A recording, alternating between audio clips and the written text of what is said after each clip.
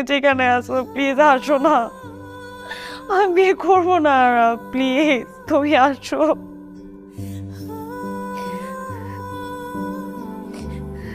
আর তুমি আসো, আমার ভালো লাগছে না। আরে কি বলতেছো তুমি এগুলা? কি হয়েছে দোস্ত? আরে এভাবে বললেই হয় নাকি? দেখি তো কি ব্যাপার আফরিন? আমার বিয়ে ঠিক করে ফেলছে।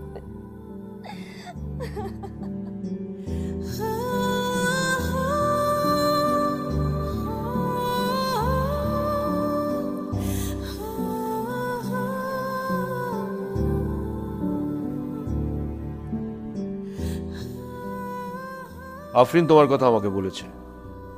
আমি আর আফরিন একই সাথে পড়াশোনা করি, একই ব্যাচ, একই ডিপার্টমেন্ট। জানি। আমি আর আফরিন 2 বছর যাবত একটা সম্পর্কে আছি।